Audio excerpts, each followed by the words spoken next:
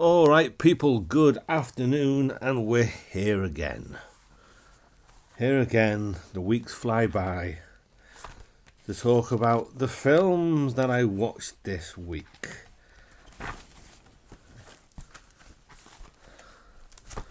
All right. First few we all know, but the first one was WALL-E. WALL-E, everyone knows WALL-E. Everyone knows it. It's a fantastic Pixar film. It's possibly my favourite, or in my top three. I give it a 9 out of 10. Love the stuff on the planet more than the stuff on the ship, but everyone knows WALL-E. It's a great film. Then a film that I saw in the cinema way back in 2015, and it was called Pan. I'm guessing a prequel to some Peter Pan film. It's daft, it's CGI, over the top, big, bold adventure, Blackbeard, James Hook's in it, but Captain Hook, Neverland, all that kind of stuff. I give it a 6 out of a 10. It's alright for what it is. So there's that. Then there's this. This is Les Miserables, the all singing but no dancing version. 2012, I'm guessing based on the musical, but I also have the 1930s version, and I like the story. You know, Jean Valjean's in prison, gets out of prison, breaks his parole. Javert, the cop, chases him all over what seems like space and time. A lot of the songs I like, it's big in scope, big in size, big in epic, great costumes, good acting. A lot of the singing leaves a lot to be desired, but I can look past that because I enjoy the story, and I give it an 8 out of a 10. 10 years old already, can you believe it? Then, Toy Story 4. The Toy Story film that seems stuck on, and now they're going to do a fifth one. But, you know, I like it. I don't love it. It's my least favourite of the four. But it's alright. It's Toy Story. All of our favourites are back and more. Give it... I only give that a 7.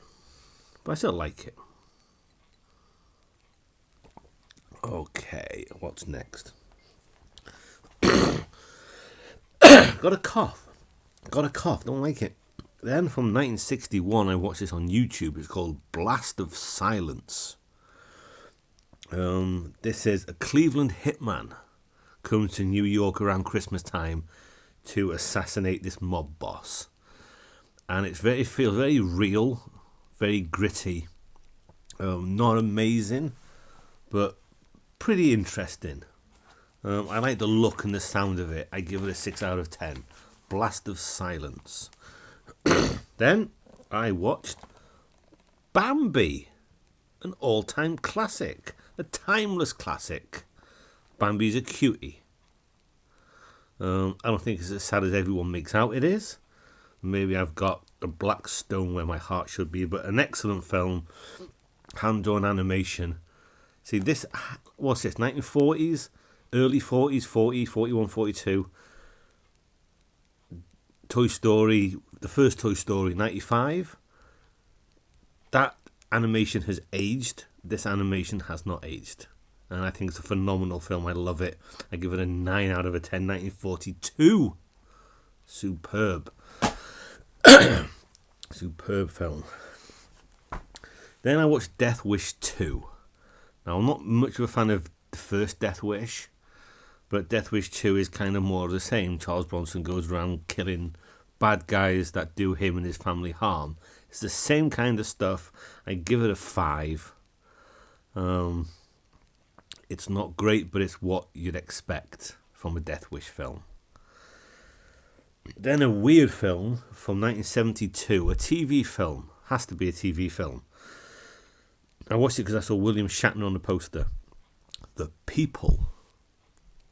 This teacher gets sent to this school, isolated school in a remote village or remote town where everyone's a bit odd. Everyone's a bit peculiar. The kids are a bit odd.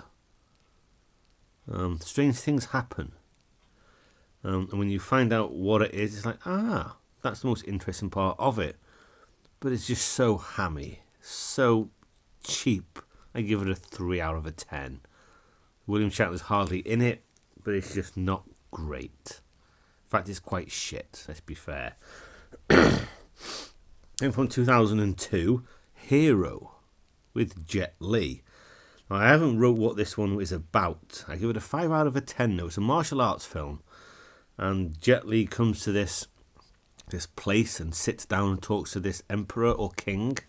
And you see flashbacks of him fighting various people. And one of the person he fights is Donnie Yen. And the martial art is phenomenal. The choreography is phenomenal. The fighters are phenomenal.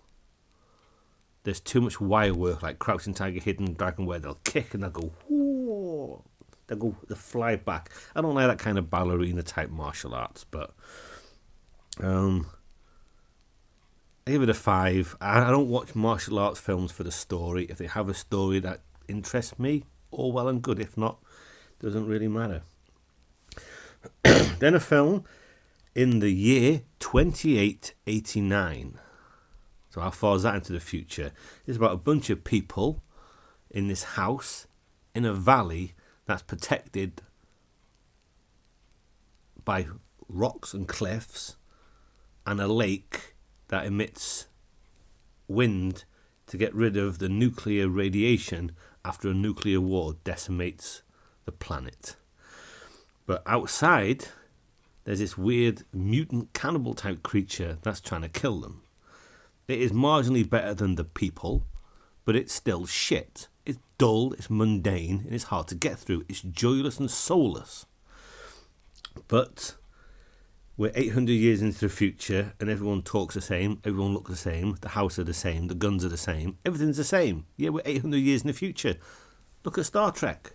Completely different, just not very good. 1969, quite pants actually. And then, to finish the week off, The Lost Weekend. Billy Wilder, Ray Milland, all about an alcoholic over a long weekend. Thursday, Friday, Saturday, Sunday, Monday, maybe Tuesday.